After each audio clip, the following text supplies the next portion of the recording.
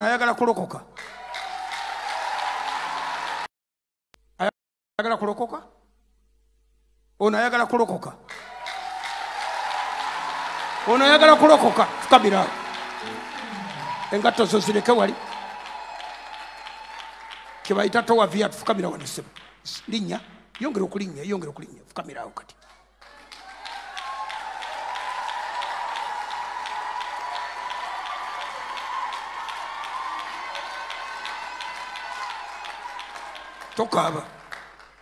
tokaaba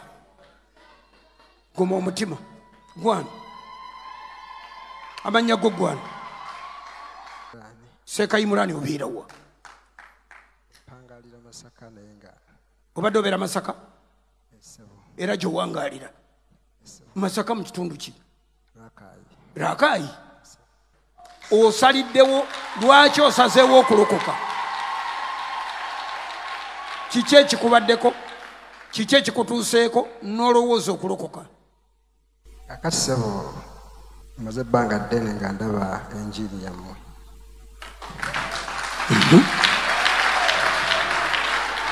ekyokubiri mbaddeko olwaleero ku TV nendabako Pastor Jamada olweggulaawo emisana ayina enjiri gy'ayogedde nenkwata ku mutima ate ekyokusatu nsanze okusoomoozebwa eri obusiraamu nti omulimu gwe mbadde nkola mbadde nombadduwa naye nga of course ndaba obadde olombadduwa nga zokoleramu ssente naye nga nazo tiziriiyo ukimanyi ate ekyo kinyumisa ffe kubanga okulokoka kitegeeza otegedde amazima kati njagala kumanya mazima g'otegedde amazima ag'ebyawandiikibwa otegedde ki ntegedde nti okulokoka bwe bulamu obusembayo ddamu ebigambo ogamba nti ayi mukama nzija mu maaso go nze mukozi gwani Sekayimurani nzikiriza okuva leero nti enjiri ey'obulokozi ge mazima gokka era Yesu Kristo ye mulokozi wange era Yesu Kristo mwana wa Katonda nkyatulidde wano ng'ensi ewulira weebale Mukama olw'okundokola mu linnya lya Kristo omulokozi wange amen.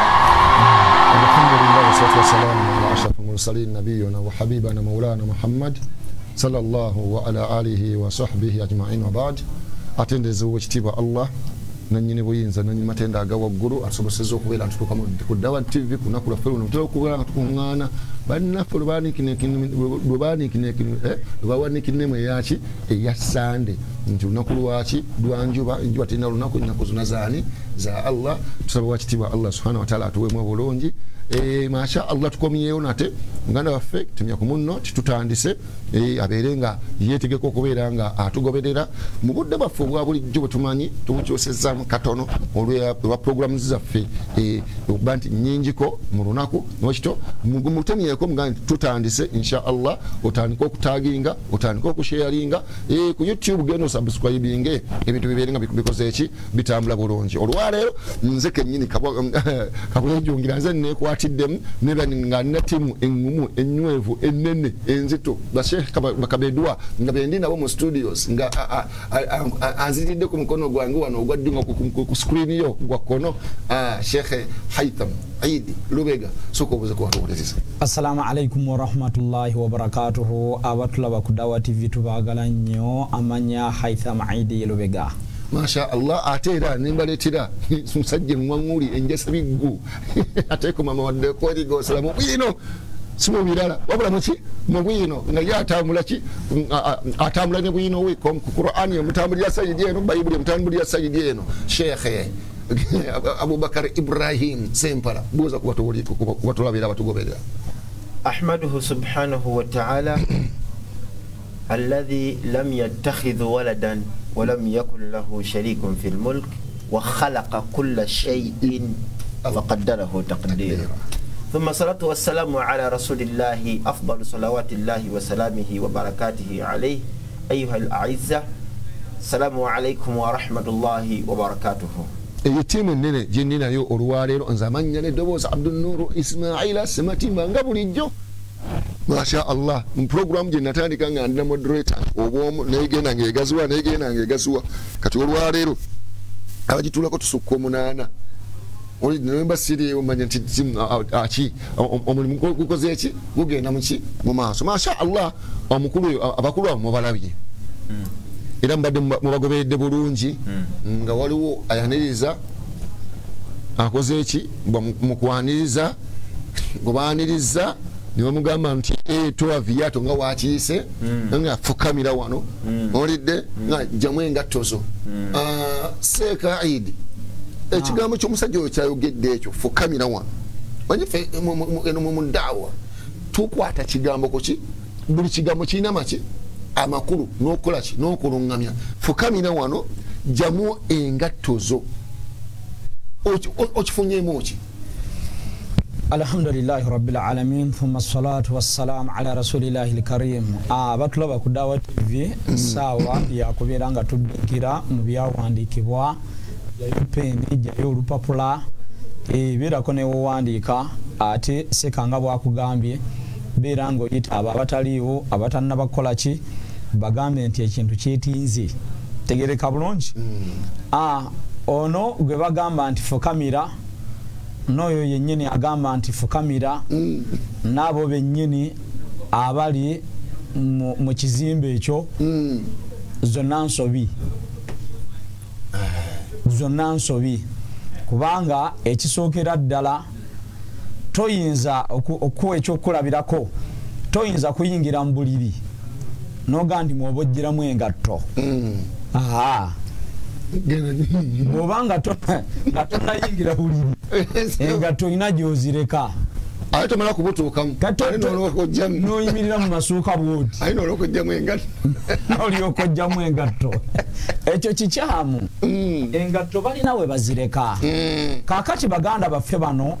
osinga oyo bwagambye nti jamu engatto singenda nkitegeera nti abantu bano bagenda bategeera obusiraamu mpolampola ebintu bino tebayinza biyoola buyoozi kankuweyo ekyokulabirako okukujjukizaamu akatono fe twasomesanga ku kukomola saawa eno tetukyasomesa ku kukomola twasomesa okukomola ne bakuwakanya naye bagenda bakitegeera mpolampola era gavumenti yatusiima kati yatwala omulimu gwaffe nga ffe tugisomesezza kitegereka bulungi kati eteeka emizindaalo negiteeka ku mmotoka ne bagamba nti banayi mujje mubakomole tekaluma kwabwerere tebere era ffe twagendako ne mupaaka awo kitegereka bulungi ne tuyingira abasawo ne batugamba naye bahaji lwaki mutusumbuwa ffe twagala bano babatoloma yomwe muveeyo mumwa kitegereka bulungi kati ensi egenda ekitegeera kakati omuntu bw'ayingira kyaki munda mwennyini ne bavuga nti ate jjamu engatto kyova olaba nti abasumba bano ebintu babimanyi okumanya nga babimanyi ye yennyini ku kituuti gyali tali mu ngatto azigjeemu kakati ateeka okutwala obuvunaanyizibwa abagoberezi bano abasomese nti ekifo kino ekitukuvu tegereka bulungi bwe tubanga twasomyeko mu kitabo ekyabikolwa by'abatume 7 layini ya 3 sebo kikyaki kitegereka bulungi Acts of Apostles chapter 7 abantu bagenda bategeera mpola sebo nze njera kuyambako wano nze sirina buzibu kitegereka bulungi okubeera nga nkuyambako mu 3 wano wagamba bwewate Mukama n'amugamba nti sumulula engatto eziri mu bigere ebyo kubanga ekifo wano wooyimiridde watukuvu kati engatto mu kifo ekitukuvu kyonna tuyigamu nti bajjamu engatto kyova olaba nti n'omusumba eri gy'ayimiridde kitegereka bulungi amugambye nti jamu engatto kati alinga ategeeza nti bano abagoberezi abalala we batudde bo bali mu bukyafu bo bwe bali si watukuvu kubanga yazijjemu naye edda babiwakanyanga engatto era bwe twali tusomesa ku musomo ogwo omusumba yatugamba nti engatto gwe ze baali bagamba za mu mutima mulokole munne namwambalira namugamba nti linda mukatono basumba mwabatubuza Seeka agambye nti sumulule engatto eziri mu bigere ebyo gwogamba nti ate za mu mutima kati kambuuze ekibuuzo n'ez'omu mutima zirina obuguwa kitegereka bulungi musumba nasigala nga mutunulidde bwati ne ansa nebula kakati nze mukanyomera ako nga tetunnatuuka ku muddu ono yennyini nze ntandikidde ku muddu oli kitegereka bulungi agenda akitegeera mpola mpola nti engatto ziteekwa okuvaamu mu kifo ekitukuvu kitegereka bulungi sebo nze kekanyomera ako kenjizeemu wa barakallahu fika jazaka shekhe mu dakiika 2 akanyomero ako okwogerako ki nze ndabye ebintu ebi sebo wallahi okusinza ka vidiyo ako kekandagidde ddala nti ate obusiraamu bwe bwamazima ate bwokka ono ali waggulu ku katuuti yeewunyiza omusajja ayina enkofiira ekimuleese mu kkanisa ate gwe oganga yaba ono walina okuba ali out of place nga bwewandilabye nti omuntu mwana wa mugagga ate balinawo bebagabira abeetaavu naye nasimba mulayini era gwe gwomanyi nga mwana wa mugagga omubuuza ati gunonyaki segedde kakati nono yeewuunya omuntu alina obusiraamu nga bumulabikako ajja atya mu kkanisa nabuuza nti ate gwe okitegedde amakulu gweolina ekituufu ebyasa bino byaffe bino byagazaaki olya nange enzize njagala kulya ku byammwe tutegeraganye ekigambo kyeyogedde kinkuttonda bino kakisomereko n'olunyiriri luli wano mu bakolinsi ekisooka meka 11 17 ne 18 ono ali mu kifo yeewuunya wayina ekituufu naye bwe mbalagira kino sibatendereza kubanga temukuŋŋaana lwa bulungi wabula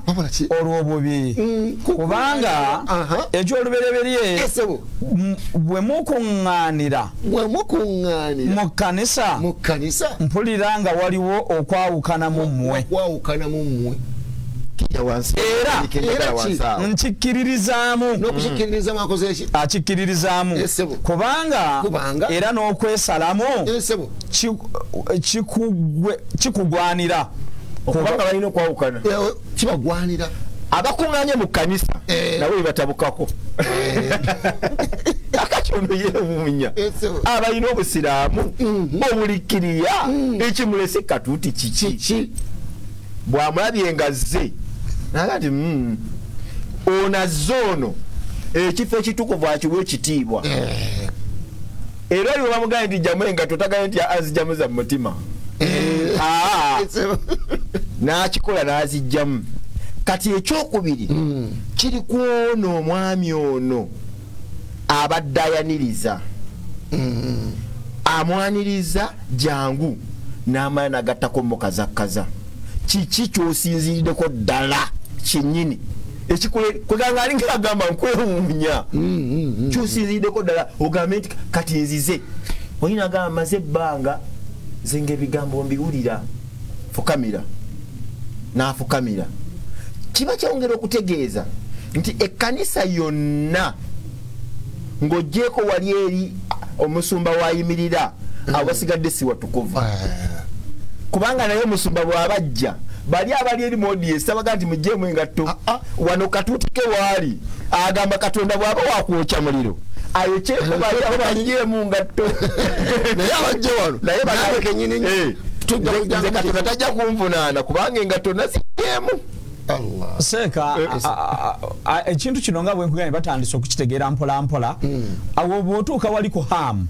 waliwo awo abuulira enjiri ku kkubo era naye ayalirawo ka kapeti kanyiira bulungi nnyo tegereka lino kkubo na lino kkubo ne kano akasukkamu akawaggulu kwe bayimirira era nabo bajjamu engatto ffe tuyitawo ne tugaa nti alhamdulillah kuhaamu awo ku Namirembe Road ng'ogenda okujoyininga Namirembe Road eno paaka mpya eno haamu waali awo era ojja musanga nga babeera engatto bazijjamu ne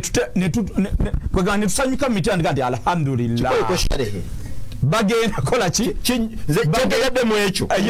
nti Katonda agenda kubavunaana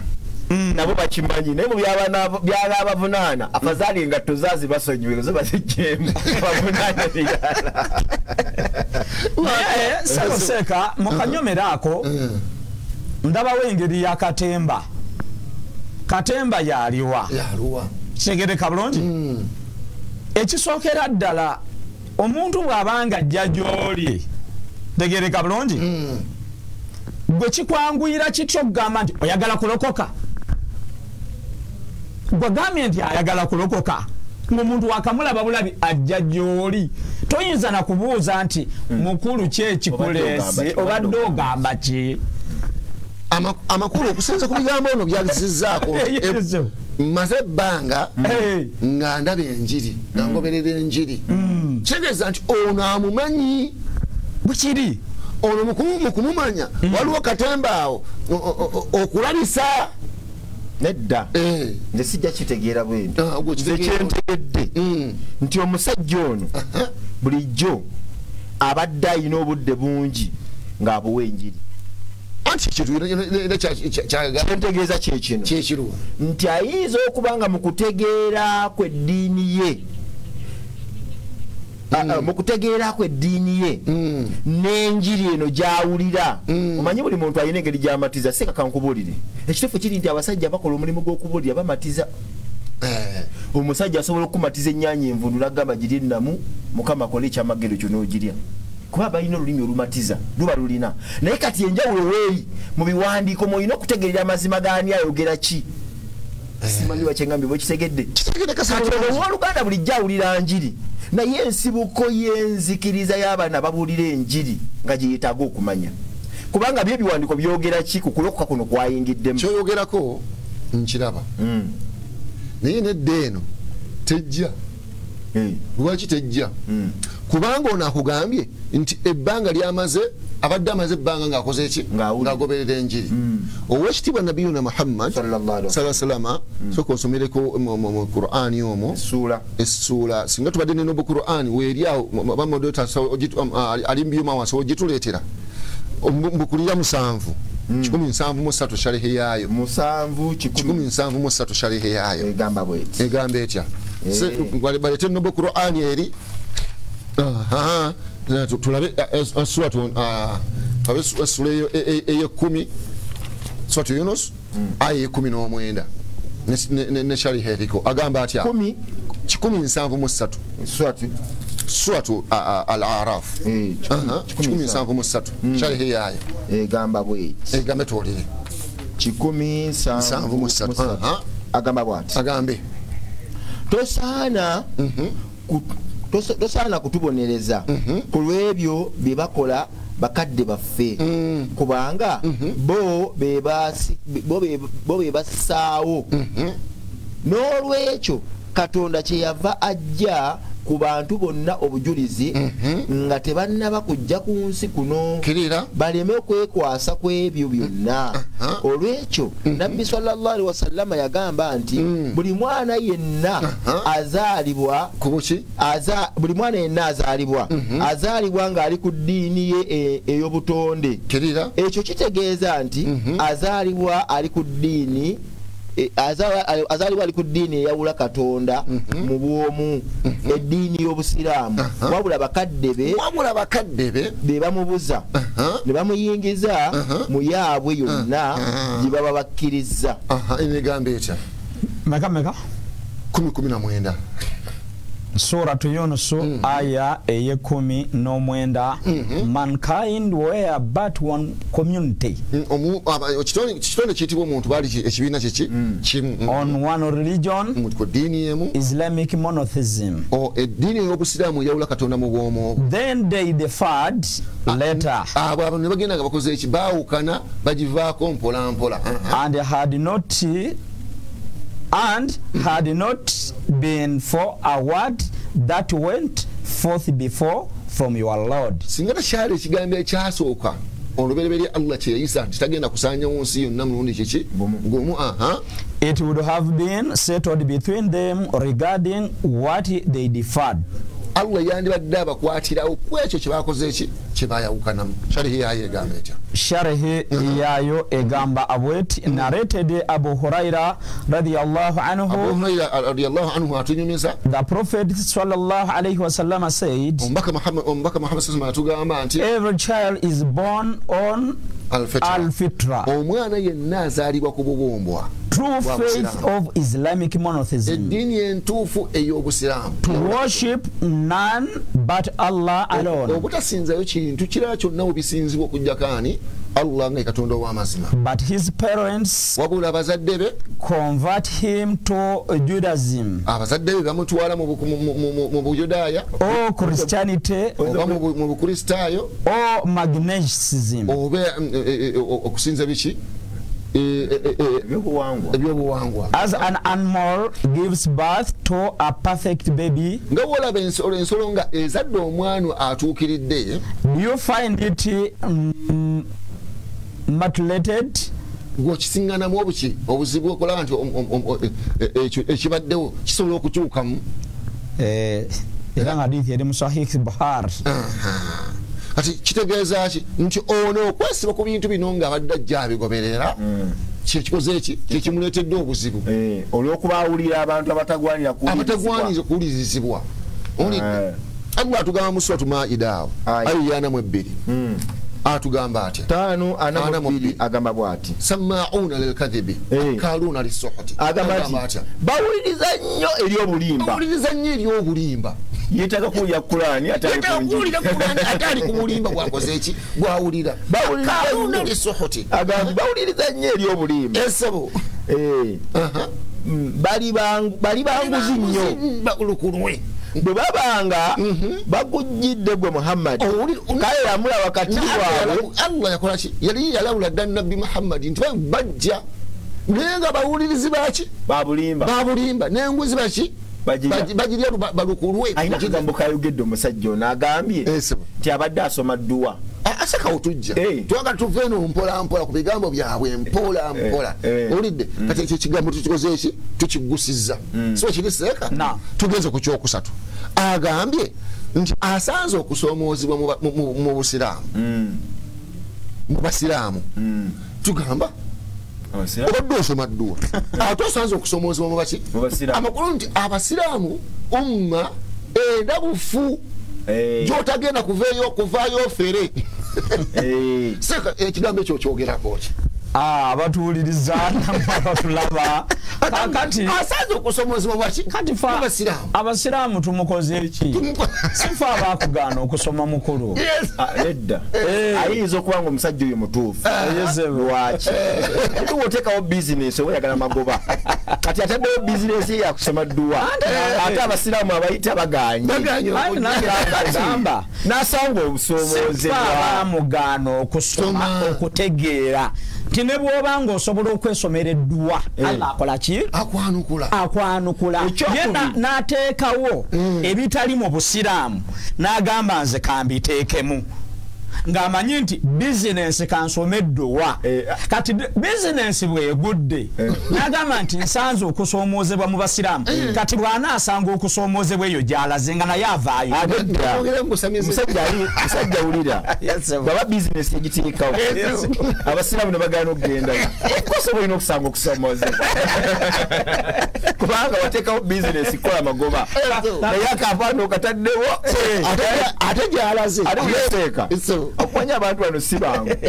ateekawo akapande natya omusomi w'edduwa kayingo mu ddiini y'obusiraamu taliiyo fe Allah atuwa aya 2 seeka njagala mbukkulire suratu Bakara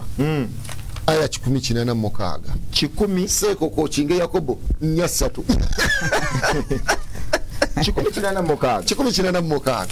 agamba bw'ati agambibwa idha sa'alaka ibadi anni kakati karibu da'wata da'i katowa da'an agamba bw'ati essula eyokubiri aya 10 kinana mukaaga wali sayidi wa wono nimepega wono maso katonda agamba omuntu amubuusa yataddewo akapande alina bakasitoma katonda abuusa omuntu muteeka ebitali mu busiraamu katonda abuusa omuntu wali wataddewo ka bizinesi kati agamba ggwe omuntu era bwe olina akapande wookalaba katonda agamba ggwe naawe yakateekawo wananga bizinesi tetambula nga yagenda yeeyiiya ebirala ate yalibadde atisa kwata 10 n'agenda alima soya kubanga oba n'olima emmere kuba ennaku zino n'emmere nayo yabbula kati katonda abuusa muntu agamba idha sa'alaka ibadi anni fa inni qaribun ujibu da'wata da'i idha da'ani falyastajibu li walyu'minu la'allahum yarshudun agamba wati abaddu bange olwanga bakumbuuzizaako bagambe nti mazima nze ndi kumpi nnyo nabo nyanukula okusaba kwasaba singa abadde nga nsabye tagambe nti gende waseka akapande wagundi nti bakoleki omusomi wedduwa kayingo katonda abuusa muntu amubuusizza amugaa nti ujibu da'wata da'i idha da'ani gwayagala okusaba saba butereevu gyendi sogamba nti tukusabye okuyita mu linnya lya gundi butereevu bwegamba bugambe ndi mukama katonda natakawo condition eno zamulema sisume oziwulire ati zamulema abantu bazibuka bone baziteeka mu nkola ye bakasitoma ne babula zamulema anga singa badde yakolaki kusinga badde azituukiriza weyandiza ayi Allah nkusaba onteeremu baraka mu mulimu gwange gwe ngenda okukola ngompadde ogwokolaki olidde bandize newe yandigisabye omulimu omusiramu teguliyo ogaatize n'omusomi wadduwa kayingo nabbi sallallahu alaihi wasallam kasooke tumalyo aya eno wulira aya eno egamba nti abaagala okusaba katonda solution yeeno katonda abanukule kale mwanukule n'okugondera amateeka gange ekisooka agambye kwanukula osooka kwanukula otya kugondera amateeka gani ga Allah ono mfo kyokuwuliriza Kurani abadde nga awuliriza biki mabaluwa ga Pawulo anti alina bayasabiddwa omukama amuwe omukisa ate naye bizinesi yakapande genda maaso agamba era banzikirize oli katonda abadde takkiriza Allah kubanga abadde Allah ganti innamal mu'minun alladhina amanu billahi wa rasulihi thumma lam yartabu alladhina amanu sotu a'raf agamba nti kasoka tufunula nonye agambye ti mazima abakkiriza abannamaddala beba bakkiriza Allah n'omubaka we thumma lam yartabu batabeera mukolaki kubuusabuusa nebatabeera nakutagala ono obukkiriza tabadde tabulina kyo kibadde kimutagaza kirira manayo aya agamba bwati balyoke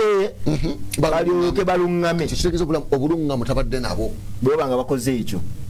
kasi twegondera amateeka ga Mungu bw'osaba edduwa linda kukwanukula kubanga ayanukula agambye yayanukula baki anamu 2 ayongeddeko nekyala n'agamba waliyuminu bi n'obukkiriza bwo sooka obuzze bujja kakati ekirala anamu 2 essula anamu 2 era surati ashura aya 26 egamba bweti agamba n'ayanukula okusaba kwabo abakkiriza ne bakola emirimu emirungi n'abonereza ku ebyo n'abongezako bwe bamusabye mu birungi bye n'abakafiiri balina ebibonyoobonyo ebikakali ekirala katuddeko emabega abantu fenna tukola emirimu naye tusiŋŋana mu ngeri gye tukolamu emirimu gya Mungu tujjukira mu byafaayo waliwo omusajja gwe bayita Uwais al-Qarni omusajja Uwais al-Qarni yali awangalira mu kitundu ekyesudde ewala Nabbi Muhammad sallallahu alaihi wasallama ye yali awangalira eno gye yali awangalira mu Madina kakati Nabbi sallallahu alaihi wasallama Allah amubuulira ku musajja gwe bayita Uwais nga Uwais talabangako Nabbi Muhammad ne Nabbi Muhammad talabangako ku Uwais tutegeraganye kati Nabbi Allah bamala mumubuulira Nabbi abuulira baswahaba abagoberezi n'abagamba nti eriyo omusajja bamuyita Qais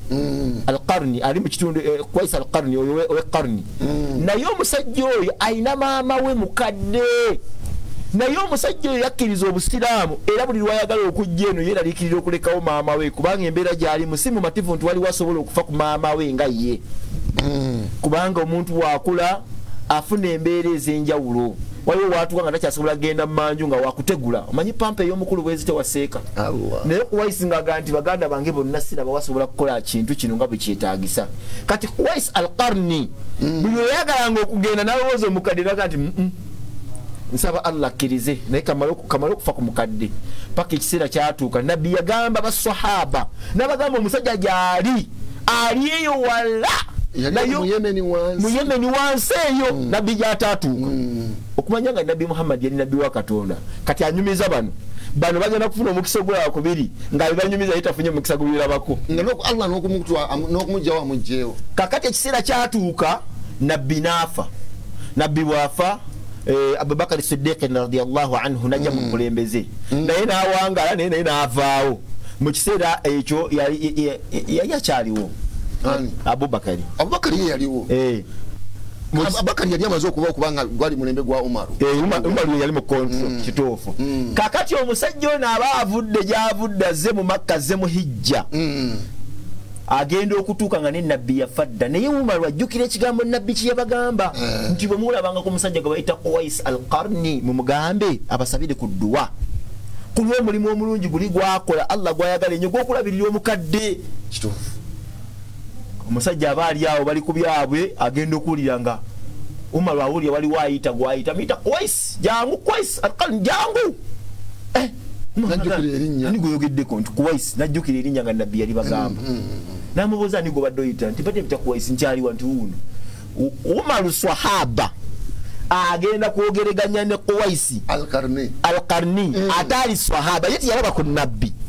naye yamukkiriza naye ng'alina omulimu omulungi gwakola ogw'okufa ku bakadde buuza awuliriza nti gwe bakadde bw'oyimiridde otya nabo owaya tulaba bakadde bo oyimiridde otya enkolagana yo ne bamuzeeyi eyimiridde etya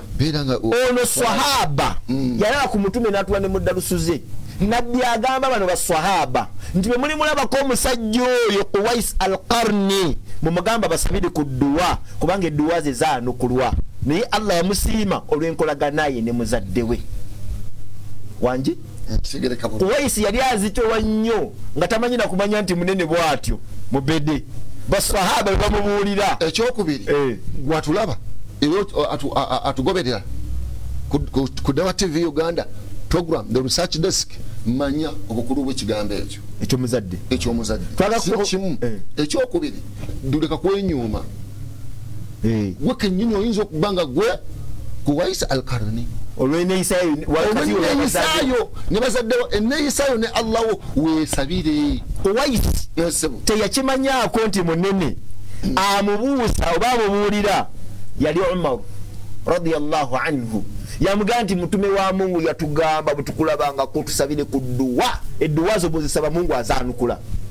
naye Qais bwe bamala okumubuulira bakimubuulira nga azze mu Hijja akimubuulira nga swahaba nga gwe bakibuulira tabi'i tokitegedde ono atayala ku nabbi mu maaso ga Mungu n'azitowa nnyo okusinga n'ono yalaba ku nabbi olw'okubanga omulimu guno gwe yali akola Mungu agwagala omanye ekyaddako Qais bw'amala okutegeera nti munene mu bedde teyateekawo kapande nti omusomi w'edduwa kayingo awamu n'ekyo nga yali ayinawo at least we out ey'okukateekawo kubanga bamaze omubuulira neyakimusuulako yali mutume wa Mungu kati seeka omusajja omuwulidde abadde musomi wa dduwa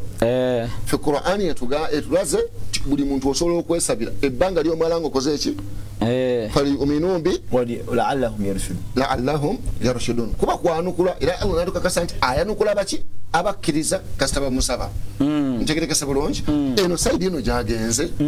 waliyo gye basaba ne baanukulwa kama tudino tudani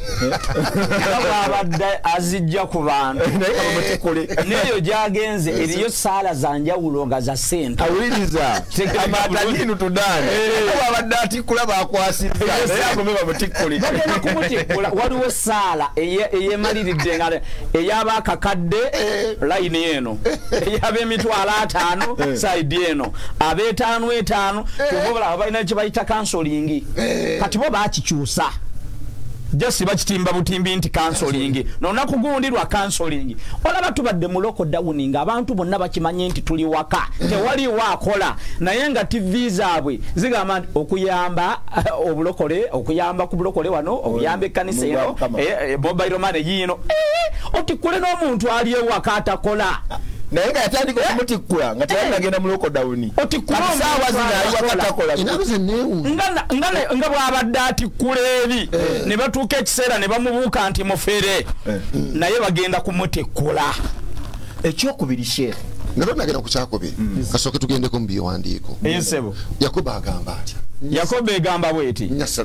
musaba ne mutaweebwa eno gyagenze basaba ne batakola ki ne mutaweebwa kubanga musaba bubi okiwulidde eno gyagenze basaba buki bubi yakurama machaka ndaraba pa naye bwatuuka ewaka okumanyanga abafiire balina amaloboozi ga mirundi ebiri bwatuuka ewaka tayinza bagamba nti mumpemere mwabemu akakkanya eddoboozi olw'omuggulu agamba nti tulinayo kokokuli ebyo tayinza bagamba waliranga bino byafeera abantu oliza omukyalo yesebo oyo omulokole oyo singa omwami akomawo wakanga musumba naga nti mukyala mpulira amanyi yitawo mukisenge yitawo mukisenge ugamba okubya ambulance yetaaga kutwala bagenda ne bafeera abantu mbu yabeera n'amaloboozi ga mirundi ebiri mwoyo akukkirako eri mu kanisa yokka waka mwoyo takka ne wakatwagala mwoyakke ogambe mukyala nompemere okusinza ku lunyiri luno mwashuwalensi nti gyagenze yesebo abeere mugumu nti tajja kufuna yesebo 826 Barundi egamba bweti era bwekityo omwoyo atubeera obunafu bwaffe kubanga tetumanye kusaba nga bwe kitugwanira abeere mugumu atikudde banne ne batuusa ekiseera ne bamubuuka kubanga ofera otya abantu kitegereka bulungi okumanya nga na bino bya kifere gonogamba nti mbeera laakayi awonna tewali makanisa ojolokokereka Kampala okuveera akayi ne Masaka n'omuyisa ne Masaka n'omuyisa mbu ojje mundeeba kitegereka bulungi mbu olokokere eno kyogamba mwoyo ali wano wokka naye ate era yesebo tuleme okukomerera nnyo omusiraamu omusajja kubanga lwaki inna alladhina amanu thumma kafaru thumma amanu thumma kafaru kitegeeza nti ne bw'aba aseredde n'agwa bw'anaamala okutegeera nti agudde ajja kubayo ne chance ekomawo njagala okutegeeza ali awo nga naye baabikugamba n'ova mu ddiini ya Mungu n'ogenda n'eyo era okumanya nabo bakakasiza ddala nti ebintu byabwe si bituufu bagamba olokose soko lye ku mbizi tukakasa oba olokose ate seeka kutwala mu bujeemu sebo seeka waliwo ne katemba akolebwa amakanisa bwe gabanga gagudde abagoberezi tebakyajja bateekawo akantu akasikiriza abantu gwe bw'ogamba nti nze ndi sheekhe mbeera raakayi omuntu muwe time annyonnyole kitegereka bulungi oba seeka yabusomerawa oyinza okumenyayo okoba obinga bana essomero lyewasomeramu eryo obwa sheekhe abantu bakumanye bulungi ova raakayi munene kitundu ki era obwaseeka bw'obadde obukolera ku muzigiti ki yewe bakubuuza amanyago yesebo ng'ogenze mu kyakikola ki kubanga bagamubuuziza emirundi emeka ebiri era omurundi ogusoosa nze Sheikh Umar Sheikh Imurani ntegerakisa bulungi Sheikh Imurani ti agogaba manyago eno sheke taito siwa chiri yoddamu ne bamubuuza ogwokubiri nti gwani ntize sheikh amaze okwatula obuki obulokole naddamu naga ntize sheikhani sekamulani kasi kobanga olokose dinera sheikh obo ino dikola ki oditeeke ebbali bate dikyakugasa yegwe oli wawe oli kinyonyi abeera n'erinnya erimu kubanga omuntu bw'abanga azze okulokoka ffe tetugaana eri abagenda n'abula n'agamba nti nze ndokose naye omuntu bw'obanga oli ku levo y'abwa sheekhe oyo omuntu ateekwa okuweebwa tayimu annyonnyole oba sheekhe obadde obukolera ku muzigiti ki ekyokubiri omuzigiti ogwo baguyita batya guli mu kitundu ki wasomerawo obwa sheekhe mwemanyayo okoneba obinoganize gundi obbi wange gundi obbi wange naye olw'okuba nti ekkanisa eba egudde ebirabo tebikyajja bateekwa okuteekawo ke bategawo tegereka bulungi gwe omuntu akujjira atya n'ogamba nti ozze kulokoka amangu ago ozze kulokoka amangu ago omuntu gw'obanga tomumanyi temusisinkanangako oteekwa okumuwa tayimu labe mukulu obadde ogamba ki omuwa akazindaalo abantu bamuwulirize nze sheekhe gundi nva mu kitundu gundi mbadde ku muzigiti gundi nga nkolanga obwa sheekhe kitegereka bulungi nasomera gindi muleme okunafuya obusiraamu oba seeka wabadde abukolera kapande kyovala seboseeka bayibuli emwogerako mu bubuulizi 7 kitegereka bulungi oyo agamba nti avudde mu busiraamu n'agenda eno mu bulokole mubuulizi 7 egamba omutima gw'abagezigezi gubeera mu nnyumba ey'okuwuubaaliramu yaleeta abantu ba mirundi 2 yasooka kwogera ku bagezi yaleeta abasiru n'ereeta n'abagezi naye yasooka kwogera ku muntu mugezi nenga nti omutima gw'abagezigezi gubeera mu nnyumba ey'okuwuubaaliramu wa anna almasajida lillahi fala tad'u ma'a allahi ahada emizigiti nyumba za Allah era mu muzigiti kiwuubaalo osangamu omuntu asoma Qur'ani oli aleta adhikari bali mu kusala sunna kitegereka bulungi tebeeramu mbuliko Bible kyegambye nti emitima gy'abagezigezi gibeera mu nnyumba ey'okuwuubaaliramu naye emaliriza eno wulira gy'ogenze egamba nti naye emitima gy'abasirusiru gibeera mu nnyumba ez'ebinyumo kati eyo ogenze mu nnanga tubuzayo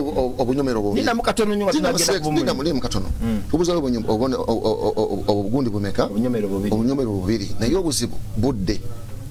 kati njagala mu ndakiika entonotono tufunze kino ngenda kifunza katono kakati njagala omanye nti mu kutya Allah tusiŋŋana oyina ibada z'okola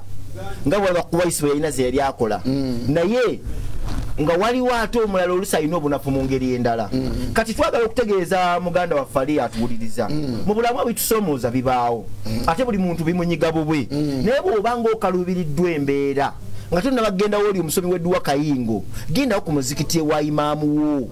aba amanyi ku ddiini ng'alinayo ibada z'akola ezeyawuliddeyo ne Mungu we ayinza okuba nga asiba olw'Emmande n'olwokuna ayinza okuba nga alina n'abanaku bayamba ng'ekyo kyokka kimumala okumusembeza okumpi ne Mungu we kati genda olese point kubanga ne kano kankateekeko si ggwe wekka abonaabona mu nsi mukulu abantu babonaabona balina ebizibu ne si buli lw'onoobonaabona noga nti eyo eddiini ngivuddemu ogenda kumalirizayo ensonga inawe empise ku makya ekyaki eri ogimanyi wallahi okumanya abantu basula bobi basulawo mu kyaki naye kumakya essaawa emu ng'ali ku kiwunga ekyennyogoga n'ebijanjaalo kiwunga nebiki kyokka basula muki kyaki ojjukira omusajja oli eyasiramukira kuki kulokutawa ebigambo yeyogera nti ono Yesu w'okukkubo mulala abeera mwangu nnyo naye tuuka mu kyaki naye Yesu w'omu kyaki bannanga abonyaabonya nosaba tukitwale leero nosaba omwaka negugwayo ng'okyakino nokitwale olidde naye nga olwamulinnya erya Yesu nobanga okakasanga ekitondo ogenda okutuuka ewaka nga tekiyinakati wuliza seeka kaduka tukamalirize osobola okulaba gwe bwobanga weesabidde nolaba nti oluusi tosobodde kutuuka ku kyoyagala gendako ku muzikiti yita imaamu mugambe nti imaamu nti munnange nti nina ensonga enkaluubiridde naye wanika ku mikono nsabireko eri Allah ngondeze mu mbeera eno enzitoweredde ate kulembezayo n'omulimu omulungi noonyayo omuntu nga munaku oba nga mulekwa oba nga mulwadde oba baka akantu kokola bw'omala ogala nti Mungu ezange eziwadde ggwe nsaba Katonda ngo oyingire mu nsonga yange kati seeka naye asaba edduwa nga nawe olina ekyokulembezanga kiki Allah kyatuyigiriza ku kyafaayo kyani kya Ibrahimu mu kuleeta wano Ibrahimu akkiriza okuwaayo omwana we naye yandibadde amuga nti ampuli ndabye obukkiriza bwo ddayo eka twala omwana Ibrahimu akkiriza okuwaayo omwana Mungu n'agamba nti kale nga bukkiriza okuwaayo omwana mukulekedde nkuwaddemu ndiga Allah n'amulaga nti okuwaayo kikulu ekijjawo ebiki ebinene kituufu oli kati mukuwaayo kuno Allah ayisizaako nnyo n'oyo agamba nti Dawa TV erina bye yeetaaga ate ekyo kyogereko kubanga lwenasomera okubeera wano nali mu bizinga ebussi bankubira essimu nga abalokole baliyo bagumbye nga bajolongo eddiini y'obusiraamu twabakwatamu ennaku ezi olwokusatu ebyuma ne babijjako kakati babijjako ne ŋŋamba abaayo nti nzizeyo Kampala nyenze kukola ntegeka nkomawo bano abalokole tulina okuwera obulimba bwonna bwamalewo kakati sireka tukkirize tugende kanyomera akadirira akasembayo olwobufunda bwaki obudde wali tuloke tuwunzike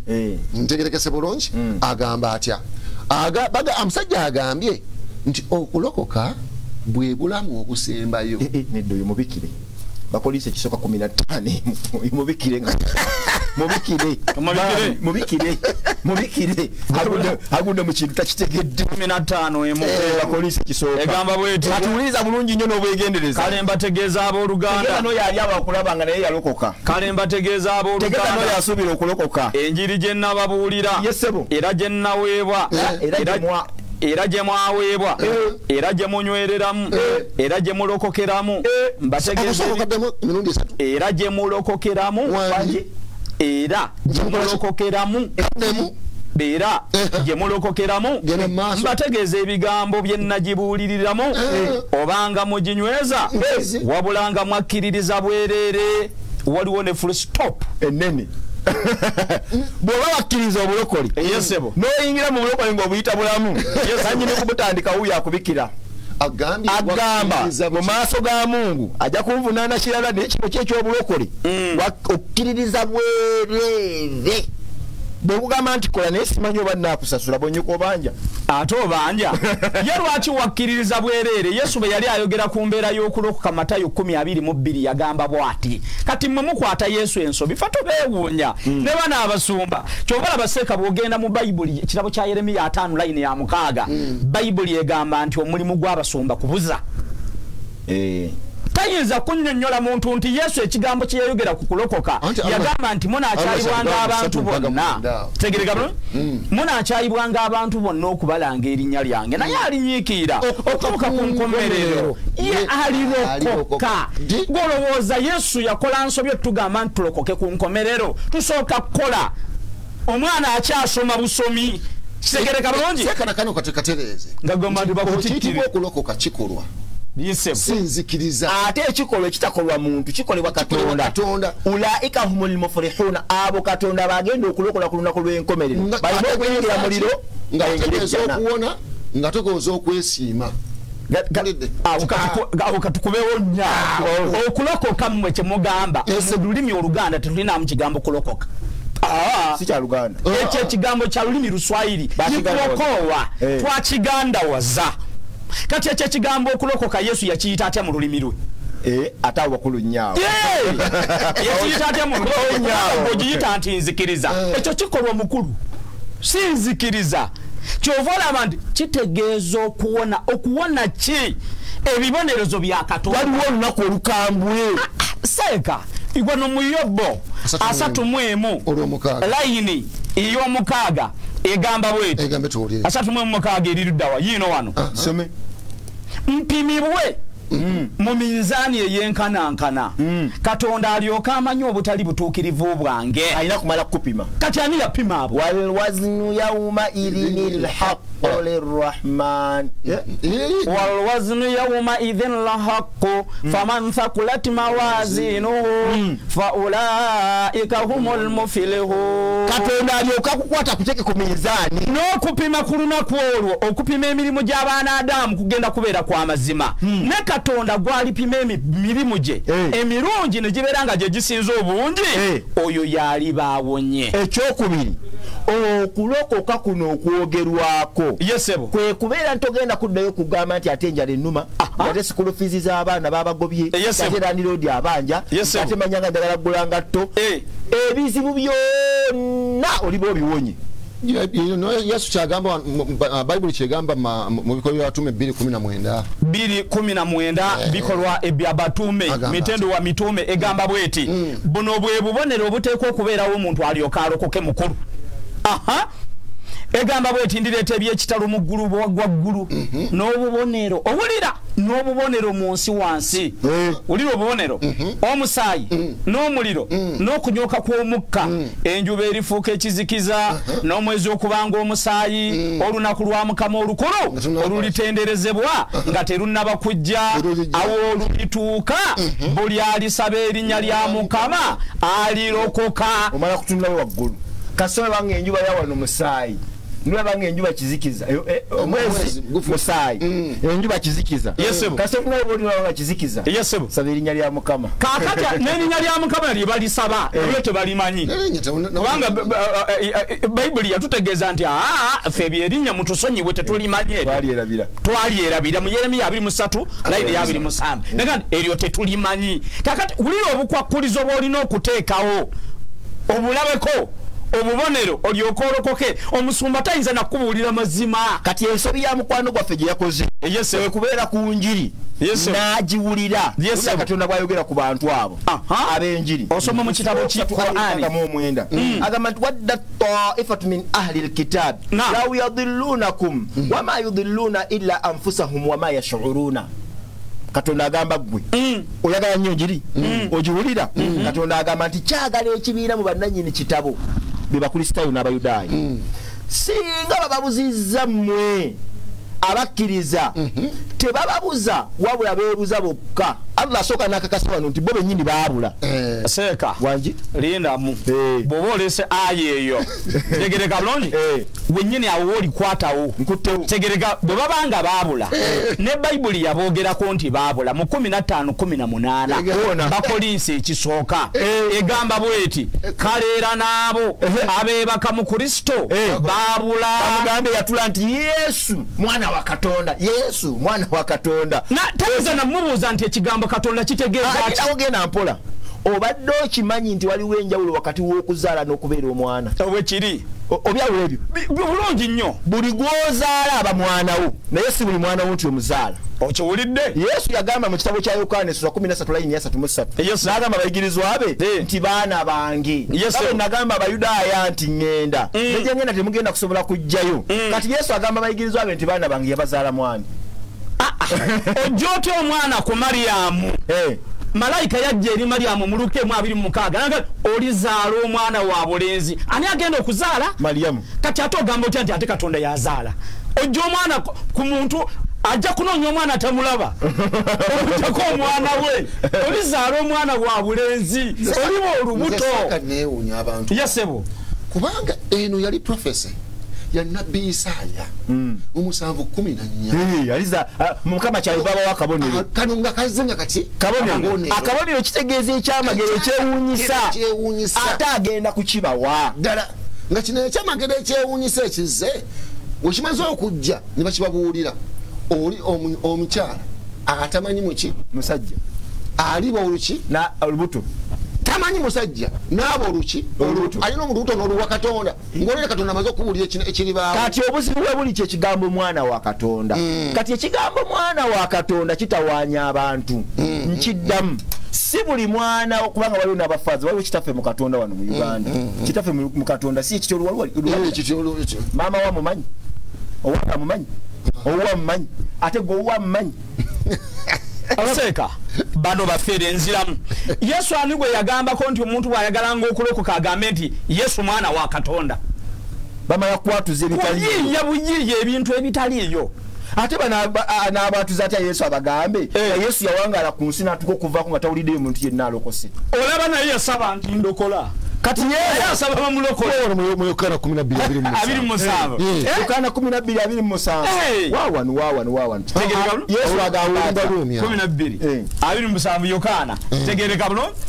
Yokaana 12:27 ne Yesu yasaba bamulokole ate nga yamulokozi ate naye seka katukulewo nnyawo ku kyobulokole 12:27 yeno kaakano omwoyo gwange gweraliikiridde njogere ntya ndokola Yesu asaba bamukole ki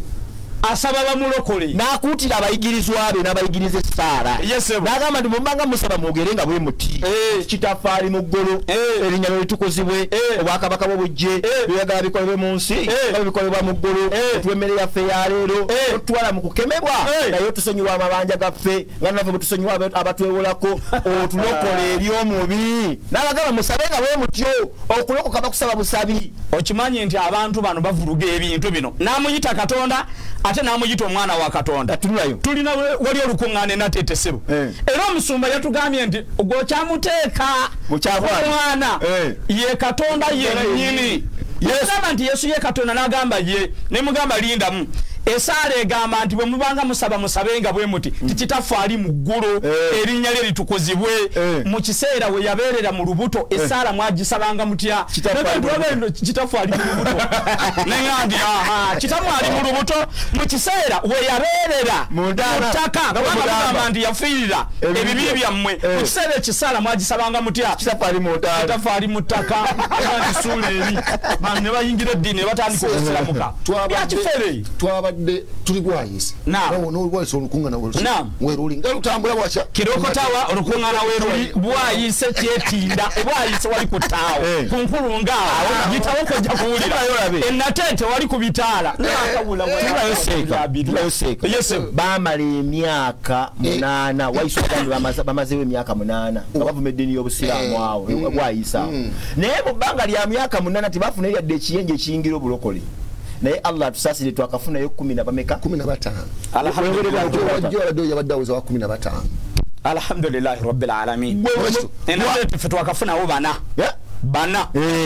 dawe gende maso kirokotawa segereka bulungi twayingidde 35 kirokotawa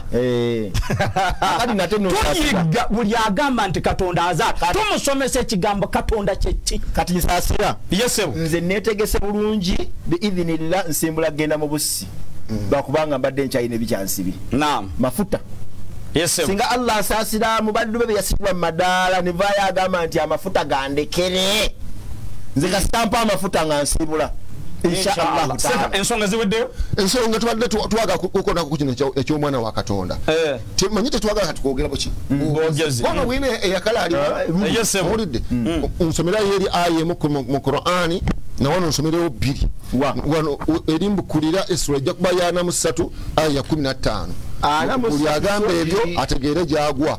wano ogenda kumbukulira mu kitabo kye bayita ekya Luka essula 4 onyirwana mu olumu malirize n'ebikolwa by'obutume 17 asooka gwentambula naye ana 3 meka ana 15 agamba atya mutuukiddeko ddala ana 3 agamba bw'ati waja'alu lahu min ibadihi juz'an innal insana lakafurun mubin subhanallah lakafurun ate mubin okumanya Allah yagenda owulidde statement eyo oya ne bamuterawo Katonda mu baddu be ekitundu ne bagamba batya abo baanabe ebbanga lyomala ng'okyakwata ebitonde Katonda byatonze n'obiyita abaana be amaliriza atya seeka era waliwo abagamba ffe tuli baana ba Katonda nga byenyumiriza nabyo bagamba nti bonna bamusembeza abo obuyinza okufuuka abaana ba Katonda ebyakufuuka Katonda agamba uwolokoso bagamba mazima omuntu omukafiiri mazima oyo aba muntu mukafiiri omunyazi ekyokubiri nga munyazi tasiima ekyokusatu tasiima omweyolefu ate nga mweyolefu mu butasiima bwe mu bunyazi bwe mu bukafiiri n'ogamba nti Katonda ate n'ogamba nti yasaala kati ekigambo ky'okutonda oba okijjeewo Lukanya layini yanamwemu egamba bweti ne badayimoni ne babavaako bangi ne bakaaba nga bagamba nti gw'oli mwana wa Katonda. Baani abagamba bagamba Yesu nti gw'oli mwana wa Katonda badayimoni era Allah kyagamba mu surati jinni n'agamba nti amajinni gano mulimu amakafiri akagamba nti Katonda azaala era baagaliwana amakafiri gamwatulira misana ttuku nebwa nti Yesu buli mwana ddala wa Katonda bikolera abatume lunene lukulu amajinni wegamala omugamba nti oli mwana wa Katonda yagaddamu ki egamba bweti ne bakabanga bagamba nti oli mwana wa Katonda amajinni googera amabi n'ababoggolera nga tonagenda ku kyakuboggola weweebuuza ali eyo ng'olina amagezi amalamu dayimoni embi kitegeeza ekigambo embi opposite y'ekibi kiba kirungi kitegeeza waliwo ennungi olidde Yesu yagamba mu Yokaana 8:4 nti sitaani ye mulimba era kitaawe w'abalimba kati avaayo ate n'akugamba naye Yesu asose Bayibuli esose kuzibrandinga linnya nti mabi dayimoni embi ate ndo kyetegeddemu ekyo nti dayimoni embi zibeera zigamba Katonda azaala ate ngamba naye waliwo dayimoni ennungi okusinza mu kitabo ky'Amakko Yesu yagamba nti mugende eri ensi zonna mubuulire enjiri eri ebitonde byonna ate nga ne dayimoni nabyo bitonde kitegeeza babibuulira amazima bitegeera nti Katonda kati zino embi zivuddeyo ziga nti Yesu oli mwana wa Katonda naawe omuntu alina amagezi amalamu ategeera nemukkanya kimu okkanya kimu ne dayimoni ate embi naye omanyi bwe bakyogera Yesu yababoggolera n'ababoggolera n'atabaganya kukyogera kubanga baamanya nga ye Kristo ate nabagwa omutuuma ebirala omuteekako obwebyeaddeyo okubigaana okubyogera naye bakyabyogera ate lekana kino kyatule kitegedde yabagaana okubyogera kati bakyabyogera okumanya bajeemunye ekirayo tukyatule muganda waffe oyo eyaseeredde bw'anaamala okutegeera bino byetwogedde kibanga kituufu bw'akyuka n'akomawo eri obusiraamu n'adda ku kkubo Allah kwamwagala Allah tatunulira bikadde n'oyo gwe baaliisa embizi wadde nga wagirya mbisi kasogama la ekyembizi kye tuba tusembyayo mukulira Suratu Maida aya y'ekyenda tuseka soma lunyiriri luno egamba abweti bikolwa by'abatuume mitendo wa mituume sebyomaawo sooka ompereze kuki ku meseji z'abatuwuliriza banoonyenga Katonda mpozi bawammanta okumulaba newankubadde nga tali wala wa buli omu ku ffe kubanga mwoyo tuba balamu tutambula tubeerawo era ng'abamu abeewammwe ab'esayidi eyo abaayiiya bakola batya abaayiiya kiwulidde bakola batya kambawo nnyo wano abaayiiya nga bayiiya biki era bwe nga bagamba ki tikubanga ffe tuli zadde lye naye nga bayiiya ebbanga ly'omala ng'ogamba nti oli zadde lya Katonda oli mwana wa Katonda oli ku biyiiye buddola bwe eri Yesu aboggodde abeeranga ng'aboggolera dayimoni kati kitegeeza abeeranga agenda okutuuka eri nga byeya era kitegeeza nti gw'oli eno ofunye omukisa Yesu obutakuboggolera kuba tali kumpi singa okyogera nga bw'alinga nawe akuboggolera ti sirikawo kubanga okimanyi ye Kristo Allah ayogera ki ku baddu bano abava mu ddiini zaabwe mu ddiini y'obusiraamu tegereka bulungi 5:5 Qur'an gy'oyagala kitegereka bulungi 2:17 agamba bw'ati Katonda ayogera Yesu konsomere Muhammad 25 gamba bwe omanyi obale bino Muhammad 25 2:17 Suratul Bakara gy'oyagala mwabava ku busiraamu 47 sabyo masabu tuwoteze ku message ana musambu 25 una ayogera Luganda agamba bwati innal ladhina irtaddu ala adbarihim min ba'di ma tabayyana lahumul huda ash-shaytanu sawwala lahum wa amlalahum agamba wallahi katonda yogera ebigambo bunanyi atumanyi yetutonda yagamba bwati eso mazima abo abachuka ne baddayo emabega waabwe gye bava mu bukafiri amakulu batolina busiramu oba mukafiri okutte mu ngalo ng'oli mugumu nnyo girira agamba bwati oluvannyuma lw'okweyoleka ekkubo ery'obuluŋŋamu ndirimu sitaani yabasendasenda n'abagayaaza wamu n'okubakwenya n'ebisuubizo eby'obulimba ekyamagero ekyo kitoola leero mu linnya lya Yesu waliwo Mukama gwandaga wano ogera n'ekisuubizo n'okubeera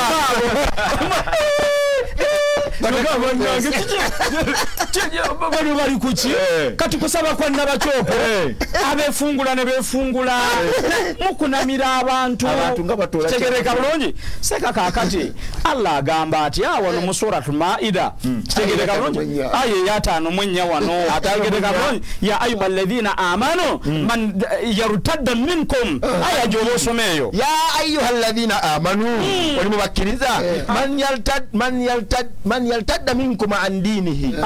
fasawfa ya'ti Allahu qaumin yuhibbunahum wa yuhibbunahu idhan 'ala al-mu'minina a'izzatin 'ala al-kafirina yujadiluna fi sabilillah yujahiduna fi sabilillah agamba bwati abange mwabakkiriza omuntu akyuka okuva ku ddiini ye Katonda gye yateekawo gye yakuleetawo abange mwabakkiriza omuntu akyuka okuva ku ddiini ye Katonda ajja kuleetawo ekibiina ky'abantu mu kifo kye nkugambye kirokota watu akafuna 3 mu mabeka kati gwe wakapwana akafuna 10 na bameka ebwayise wali enatete wallahi Allah ayogera ebintu nga abimanyi ajja kuleeta Allah agamba nti mu kifo kyo kati gogenzo mu Allah aleta binywa idha jaa nasrullahi wal fath wa aita an-nas naam muganda wa foli buli jawulira njiri naye yetaga kumanya ensibuko y'ekintu bali kibalimu kati kwata mwawo okimanye nti abantu bonna bakimanye twasomesa nti Bible si kitabo kya Katonda kino tetukiruma aizo kwaita bila buli omu awulira akugamba nawulira njiri mbuulira njiri kabevera musumba mbuulira njiri tayinza ganti mbuulira Bible taliyo kubanga yakimanya nti mu butuufu eno Bible eriko question mark n'amanya nti injiri kitabo kyava wani era buli agamba mbulira njiri nze mbulira njiri kyengamba kitegereka bataweza kutegeeza kati muganda wa foyo buli jawulira njiri naye yeetaaga okukola comparison ku bitabo byombiriri Bible ne Quran wana bamaze okutegeera amazima nti gye yavudde Katonda wa mwagala asobola okudda ensonga lwaki tumwogerako bubi nze kyensinga okukakasa oyo mukulu tena kantu ke yayogedde kalaga nti yali sheikh njagala kasa bulungi kyekyo ekyokudda kiyinza okubanga binga bola babona abasomba omuntu oba mu kitundu tawona ne bamujja lakaayi ne bamujja mawokota yakoze eki yalina obujulizi yawona mulidde nga ebigambo boogera byebimu nabadde gugoni nempulira nga okitegedde okimanyi nti omusajja yamukutteko bwatagamba nti Yesu mwana wa Katonda mbwamusabira naye ng'ono amusabira atadde gagozi ku maaso kitegeeza naye ate yeetaaga kusabirwa gagozi awo bazita girasi kubaganda waffe abatugoberera wano muganda waffe Santiago atugambye nti network tutawanya ne inshallah tujja gitereza mu bimanye ebya Uganda masha Allah ono pasha namagemba atusomedde Yokaana 14 naye yarabidde nti olunyiriri lwatusomedde tulimu ebiki ebituli bingi tewali buzibu Yokaana 14 leka tugisome naye tulage wa obunafu we buli yage agenda yetereze agambe atya Yokaana 14 kigambo nafuuka omubiri kigambo yani kajja kuddamu nti yani anede kyangu katugambe kigambo ye Yesu wuno wano kigambo wuno wano amaze okufuuka omubiri era nze Yesu seeka bw'obanga osomye mu Bakolinsi ekisooka 11 layini ya 3 njagala mmwe okumanya nga buli muto gwa buli musajja ye Kristo nze Kristo bw'oba tokyagala kijjemu mu Bayibuli akali mwami Kristo wange oyambadde omubiri gawa onyumye mu mubiri kigambo n'afuuka omubiri gwe n'abeerako gye tuli wuno kati oli naffe ne tulaba ekitiibwa kye ky'ono kigambo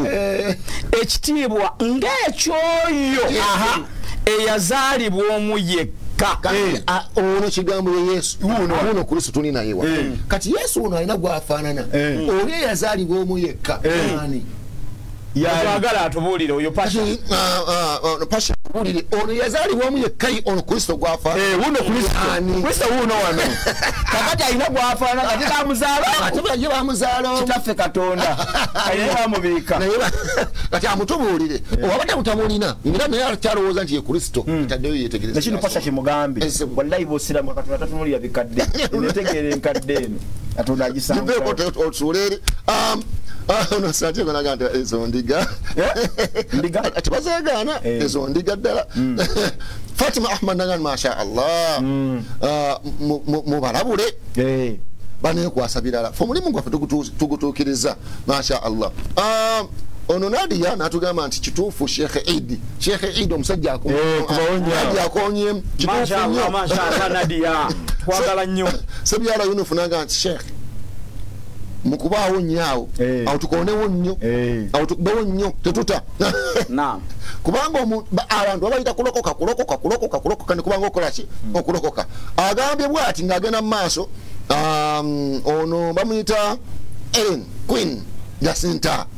wali wabulirawa badde ndudde okuwuliza Jacinta abuze nagambye namwe mutulimba kasita ye yakyuse n'alagawa yagenze mu Geyeena awedde emiki emirimu okukyuka yakyuse naye banamala okutegeera bino byetwogedde era akyasobola okukitwala ekigo ekimu ekirobera mwana kutamba ekituufu yakyuse yavudde ku mazima n'agenda ku bulimba Bayibuli ekyo ekyogedde olinga bwe yagudde kati Jacinta yajje Allah yayogedde dda tuzaawo bibinja ne Jacinta asobola okujja Jamila nabatanzayingira Geyeena bannange naye mbadde ndudde okuwuliza naawe nawe bali kubeera ku masha Allah Sheikh Eid tukwagala nnyo abantu bakoonamu eno insha Allah ani oyo ono bamuyita Jamila Nabatanzila Queen kakati gwenda Queen tukwagala nnyo kubanga obeera ku Dawa TV yabeera ku Dawa TV abo babeera ba Queen Zahra nana naga nti may the Almighty protect you Allahumma amin gana Nadia natu wassalam wa alaikum assalam Princess Rania Fauza agambi husna inaba ataginze wano barakallahu fikum ona omulimu akozi munene ataginze banji Princess Rania Fauza na ina ataginga bachi banji barakallahu fikum Jacinta Linda Queen agambi tu Uganda olemwa agambye atya Uganda eremeddo okukola ki yamanyi dakwiri agamba kona waagambye nti bannaye bino ebintu mbisusse olidde masha Allah Sheikh New West masha Allah kale Sheikh kakati mbadde nsaba okkiriza Seko okinkolereko wano kubanga embeera yeggaye egundi enziruuseko sigiraba yino njirabye masha Allah egambe etya kasooke tugende ku New West wano tulabe way forward Sheikh nga tukyatunuulira messages zino ono Sheikh Bay Sheikh Hassan Waswa ali bujiri yakugoberera amin barakallahu fikum jazakumullahu khair Patricia Robs Becky aga lero mwe Patricia koma weka kitovu Mungu wako lindi na mngana kabazi atuwadde salam kabazi Isma atuwadde salam wa alaikum assalam wa mukuru kabazi Isma nkwetaaga ega kuita ku inbox yange nabye njala tukole kitu sharinga ko insha Allah taala Angel HB ekinyiziza mutuvuruga mutuvuruga muvuruzi babaseka tutuvuruga amazima gasigala machi mazima anu mutu okay mutuvuruga museka era dawe nyuma nya wewe bwana jja najja kubira banga biri free mutufu ensonga obusiramu obera n'obusiramu ebisigadde byonna byo bewedde nawe kolaki jangu enjo osiramu kebintu bijja kubeera nga biki nga byangu agamye ono muganda waffe Nkatuza Muhammad agamye nti mubambulize erinnya malaika lyeyagamba Mariyamu okutuuma Yesu kubanga Yesu siki linnya si lyalo namugongo Katonda agamba erinnya yaleeta linnya ki malaika yali tamanyi Luganda ate namutuuma erinnya ery'Oluganda ate ffe bannannyini 0752 555 mukaga 50 oba ine seka sematimba butedevu ate 0750 yesebo nkaga mu 5 kaga munya kinana kaga mu 5 yesebo ngo oli ne Sheikh Abubakar Ibrahim Sempala Sekaid naam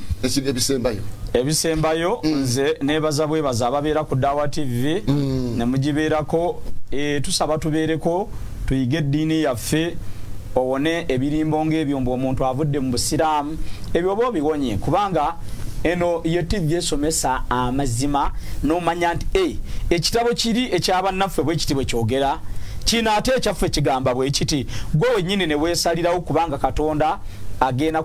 kukuvunaana gwe ng'omuntu so tukusaba obeere ng'osengejja bannange omuliro gyeguli si byakusaaga omuliro gyeguli so nze amanya Haitham Eid mbasiibudde saagala kusukkawo nedda ssebo naam waliwo abaagala okugenda okusoma obusiraamu nga baasiramuka waliwo abantu abaagala okwongera okugazibwa mu bigambo by'obadde oyogera waliwo byoyogedde nga baagala okwongera okukuzuula obutuufu bwabyo baleme kutawaanya Dawa TV abyogedde oli babuulire we bakusanga amanya Haitham Eid tulina hostero enabbingo era bwenva wano kati wendaga kati tulina abasiraamu abapya buli asiramukawo bonna bowulira tukugamba basiramuse basomera bwerere okulya kwa bwerere tayiri ya bwerere tajja na mifaliso tugina tajja na bitanda tubiyina free of charge tuyingirayo ddi ku ntandikwa ya mwezi ennaku z'omwezi 2-3 we tukoma bwezikuyitako ojja mwezi gujja ng'oweza emyaka 18 jangu nendaga muntu yo byebyesebo w'ekitiibwa ate baluwa y'ekyalo kyekikulu ennyo endaga muntu ne bw'obanga togirina jangu ne bbaluwa ya LC kukakasa nti oli mutuuze mu kitundu mwova bw'obanga togirina tetukutwala essimu giddemu 070 29 25 seeka eyanga neetaaga 0750 64 80 65 oba olina Ibrahim Abubakari Masha Allah